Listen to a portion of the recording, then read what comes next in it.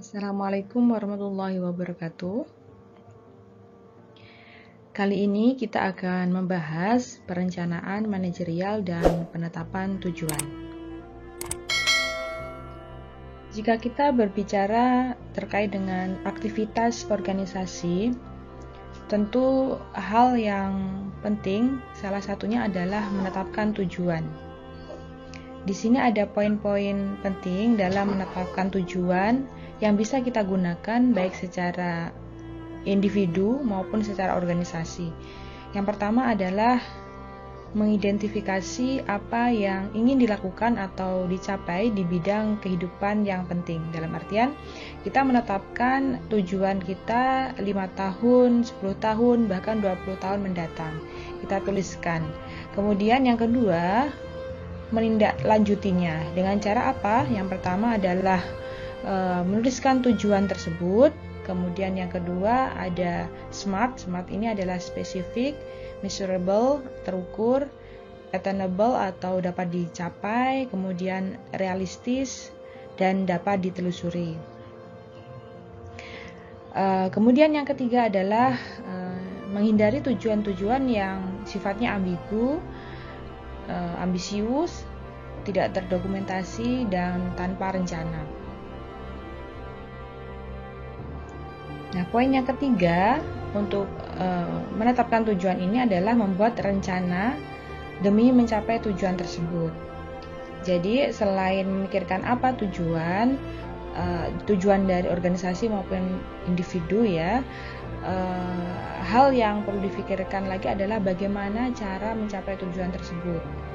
Kita bisa memulai dengan membuat list jangka pendek dan juga jangka panjang untuk mengetahui cara-cara atau menuliskan cara-cara mencapai tujuan yang sudah kita list di poin 1 dan 2 tadi. Kemudian yang keempat, tentukan bagaimana Anda mengukur kemajuan untuk mencapai tujuan Anda. Setelah kita melakukan langkah dan melaksanakan rencana-rencana untuk mencapai tujuan tadi, kita mengukur apakah rencana tadi memang sesuai dengan tujuan yang kita harapkan. Kemudian yang kelima adalah tinjau tujuan secara berkala. Ini untuk memastikan agar apa yang kita lakukan untuk mencapai tujuan tersebut memang sesuai dengan tujuan yang ingin kita capai. Nah, itu mungkin adalah poin-poin penting dalam menetapkan tujuan yang bisa digunakan sekali lagi dalam kehidupan kita secara pribadi maupun kita gunakan dalam suatu organisasi. Dalam menetapkan tujuan tadi, hal yang menjadi poin penting dalam tujuan adalah rencana. Nah, pada kesempatan kali ini kita akan lebih mengupas lebih jauh lagi terkait dengan perencanaan ini. Apa sebetulnya perencanaan itu?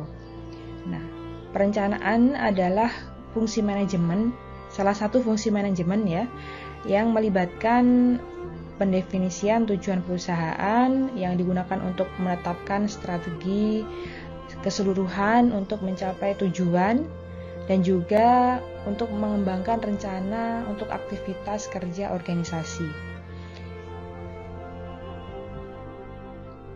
Lalu, mengapa perencanaan ini penting dan harus dilakukan? Tentunya ini memiliki beberapa alasan. Yang pertama adalah karena perencanaan memiliki tujuan untuk memberikan arah organisasi. Kemudian untuk mengurangi hal-hal yang tidak pasti di masa kini maupun di masa depan. Kemudian yang ketiga, ini untuk meminimalkan pemborosan dan kesia-siaan yang mungkin akan muncul dari aktivitas-aktivitas organisasi. Kemudian yang keempat adalah menciptakan tujuan atau standar dalam pengendalian. Dua hal yang sangat berkaitan adalah tujuan dan rencana. Setelah kita tadi memulai dengan menetapkan tujuan, kemudian mengetahui apa itu perencanaan, kita di sini dapat mendefinisikan juga apa kaitan dari tujuan dan rencana. Jika kita berbicara perihal tujuan. Tujuan itu adalah hasil yang diinginkan. Kemudian kalau kita berbicara rencana itu lebih kepada dokumen yang memberikan kerangka bagaimana tujuan akan dicapai. Jadi rencana itu adalah bagaimana tindakan-tindakan atau aktivitas-aktivitas ataupun list yang kita buat untuk mencapai tujuan. Yang selanjutnya adalah jenis-jenis tujuan. Ada tujuan yang dinyatakan dan ada tujuan yang real. Tujuan yang dinyatakan adalah pernyataan resmi tentang tujuan yang dikatakan organisasi dan yang ingin diyakini oleh para pemangku kepentingan. Contohnya saja, misalnya ada salah satu brand motor begitu ya, ingin menjadi inspirasi dan inovasi bagi pebalap-pebalap dalam hal akselerasi misalnya. Kemudian ada tujuan yang real. Tujuan real ini tujuan yang secara aktual dikejar oleh organisasi, terdefinisi dalam tindakan para anggotanya. Kemudian ada jenis-jenis rencana. Rencana ini terbagi menjadi beberapa. Yang pertama adalah rencana strategis, yaitu rencana yang diterapkan pada seluruh organisasi yang ada di dalamnya.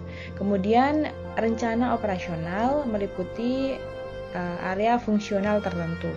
Kemudian ada juga rencana jangka panjang yang mempunyai jangka waktu lebih dari 3 tahun, rencana yang lebih dari 3 tahun ya. Kemudian ada rencana jangka pendek yang berjangka waktu 1 tahun atau kurang. Kemudian ada rencana yang spesifik, yaitu rencana yang terdefinisi dengan jelas dan tidak memberi ruang interpretasi. Kemudian rencana arahan yang bersifat fleksibel dan menetapkan panduan umum. Kemudian ada rencana sekali pakai, yaitu rencana satu waktu yang didesain untuk memenuhi kebutuhan situasi yang unik. Dan juga rencana siaga, yaitu rencana berjalan yang memandu aktivitas yang dilakukan berulang-ulang. Jadi ini ada 2 komparisi antara jenis-jenis rencana ya, rencana strategis dan rencana operasional, rencana jangka panjang dan rencana jangka pendek begitu dan seterusnya.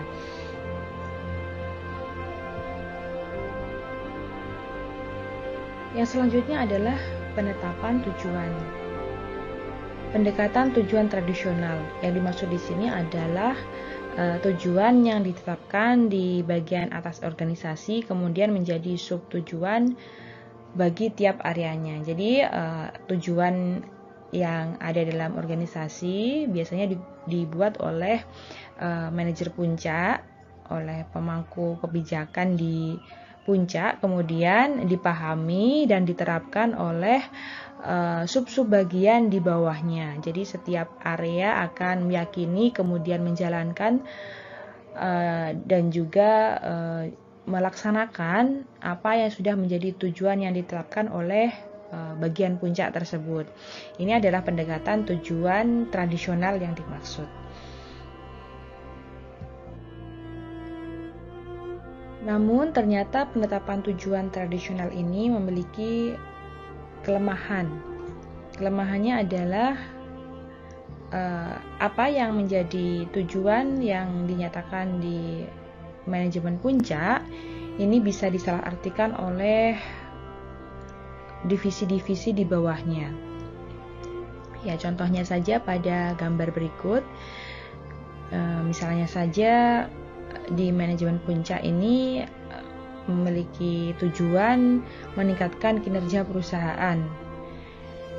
Ketika hal ini tidak dijelaskan secara rinci, maka divisi di bawahnya akan bisa membuat asumsi-asumsi yang akhirnya akan sedikit berbeda dari tujuan awalnya, begitu. Di area bawah biasanya hal ini sering terjadi sebab apa yang menjadi tujuan manajemen puncak tidak selamanya dapat dimengerti dan diserap dan dipahami, apalagi jika tidak ada penjelasan-penjelasan yang lebih rinci dari manajemen puncak ke manajemen bawah terkait dengan tujuan yang ingin dicapai tersebut. Bisa jadi dari setiap lini divisi ini akan berbeda-beda asumsi dari tujuan yang ingin dicapai di manajemen puncak. Ya, bisa dilihat dari gambar ini ya, dari ilustrasi ini, bahwa ketika manajemen puncak membuat keputusan meningkatkan kinerja perusahaan, ketika sampai pada karyawan, individu di paling bawah ini diartikan hanya sebagai tanda bahwa karyawan di bawah ini harus bekerja lebih cepat saja. Ya, padahal kemungkinan maksud dari manajemen puncak ini tidak seperti itu, berbeda dari apa yang diasumsikan di setiap lini-lini manajernya. Nah, ini adalah kelemahan yang bisa muncul dari penetapan tujuan yang sifatnya tradisional ini, bahwa yang menetapkan tujuan hanya di manajemen puncak. Bisa jadi sampai ke lini bawah ini akan berbeda arti. Nah, karena adanya kelemahan pada penetapan tujuan secara tradisional tadi, maka saat ini penetapan tujuan yang lebih banyak digunakan oleh perusahaan-perusahaan atau organisasi itu adalah manajemen by objective, yang dimana penetapan tujuan ini disetujui oleh kedua belah pihak di dalamnya dan digunakan untuk mengevaluasi kinerja karyawan. Jadi di sini dengan MBO ini semua pihak duduk bersama untuk menetapkan suatu tujuan dan mendengarkan pendapat masing-masing sehingga dicapai tujuan yang maksimal dan juga informasinya tidak sepatah ya, atau tidak patah-patah begitu, tidak ambigu dan dapat dipahami semua lini manajer, sehingga tidak seperti penetapan tujuan tradisional tadi yang akan ada miss ketika informasi itu tidak secara rinci disampaikan kepada area bawahnya. Dengan adanya MBO ini, semuanya bisa mendapatkan informasi yang cepat, jelas, dan bisa melaksanakannya sesuai dengan apa yang diharapkan semua pihak dalam mencapai tujuan bersama. Nah, langkah-langkah dalam manajemen by objective ini ada 8. Teman-teman bisa menyimak langkah 1 sampai 8 di slide ini. Dalam menetapkan tujuan, tentu perlu kita membuat list. Nah, bagaimana cara menulis rencana maupun tujuan yang baik? Yang pertama adalah kita harus menulisnya dalam konteks hasil. Maksudnya adalah kita menuliskan hasil yang ingin dicapai. Kemudian tujuan tersebut harus bisa diukur dan dikuantifikasikan. Kemudian kita harus memberikan jangka waktu yang jelas akan tercapainya tujuan tersebut. Misalnya tujuan apa dalam jangka waktu berapa harus tercapai begitu. Kemudian yang keempat ini sifatnya harus menantang dan tapi di satu sisi juga harus kita estimasi bahwa hal ini juga dapat kita capai ya. Jangan kita terlalu ambisius tapi ternyata kemampuan kita tidak mumpuni untuk mencapai hasil yang kita inginkan ya, terlalu muluk-muluk begitu. Tapi di satu sisi juga kita harus menuliskan tujuan yang menantang bagi diri kita atau organisasi kita, karena hal itu untuk memacu agar organisasi kita lebih produktif. Kemudian yang kelima tertulis, ini jelas apa yang ingin kita capai harus dituliskan dan bagaimana untuk mencapainya harus kita tuliskan. Kemudian yang keenam adalah dikomunikasikan ke seluruh anggota organisasi yang perlu mengetahui. Jadi tadi seperti metode MBO tadi, semua pihak duduk bersama kemudian membicarakan apa yang ingin dicapai dalam tujuan tersebut. Apa yang ingin dicapai dalam suatu organisasi tersebut. Dan itu menjadi tujuan bersama dan disepakati bersama. Kemudian terkait dengan langkah-langkah untuk menetapkan tujuan pada organisasi. Ini dimulai dari meninjau misi organisasi tersebut. Kemudian mengevaluasi sumber daya yang tersedia di organisasi tersebut. Sumber daya ini bisa juga berkaitan dengan sumber daya manusia ya. Yang paling pokok, apakah SDM-nya mencukupi, mumpuni untuk menjalankan atau mencapai tujuan yang diharapkan tersebut.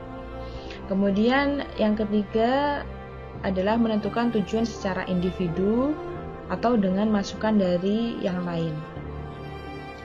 Kemudian yang keempat, menuliskan tujuan, mengkomunikasikannya kepada semua yang perlu mengetahui.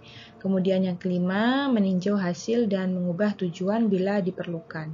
Jadi ini adalah langkah-langkah yang bisa digunakan ketika membuat tujuan organisasi.